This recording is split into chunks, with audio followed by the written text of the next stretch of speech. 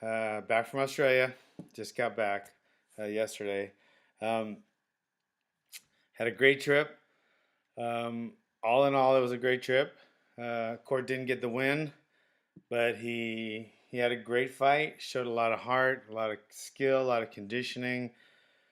Just didn't get the win. Um, I mean, anyone that's actually been in the ring or the cage and had an actual fight, I mean, you can just from the outside, you why didn't do this, do that, do this, But if you've been there, sometimes you just about to do it, you just can't pull that trigger. Just it's a split second too late, and anyone that's fought knows that. So when they watch somebody, they just oh shit, he couldn't do it. People that haven't fought go, why didn't he do this or why didn't he do that? But if you've been in there, you know that just sometimes no matter how hard you try, how much condition you have, how much heart you have, how much skill you have, you just don't pull that trigger just in time. And your mind wants to, but you just can't. And and that was one of those cases. I think he was just this split second behind every time, and Costa was right on, and he was looking good. His conditioning was great as well. His his power was great. Everything was perfect for him. So, I mean, it was a really good fight between two really, really good middleweights, and they both showed a lot of skill, heart, and class. And got nothing but admiration for both of them. Naturally, love my court. He's family, and he'll be back.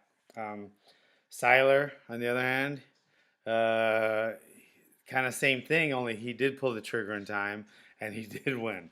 He beat Cole Miller.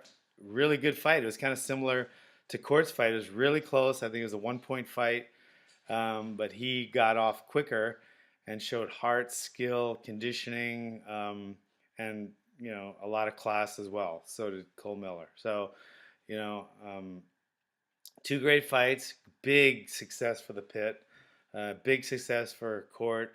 Big success for Seiler, and for Costa and Cole Miller as well. So it was a great fight wise. It was perfect. Well, almost perfect. It would have been more perfect if there was two W's. But anyway, I mean, to be honest, at this point in my life, if my guy's okay after the fight, it's a win. I'm not. I don't have some kind of vicarious thing where if they win, they have to win, or else my ego goes bad. I want them to win for them. Obviously, I'd rather they win, but if they're okay after the fight, I'm good. But anyway, it was a great night. Australia is a beautiful city or country. Sydney was a beautiful city.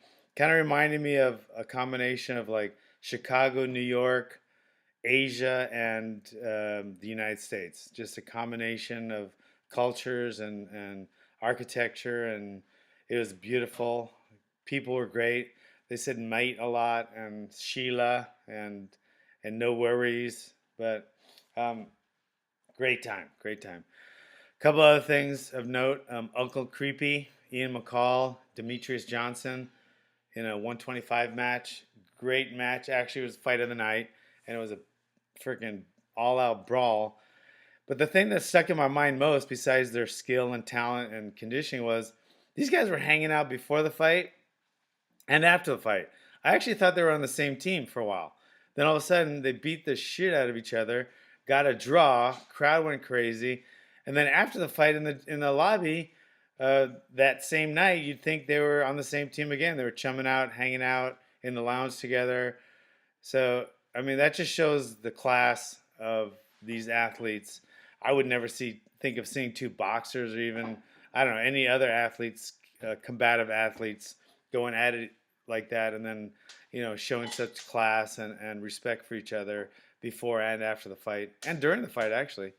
Um, Another thing that caught my mind was arguably the baddest 125 pounder in the world, Joseph Benavidez.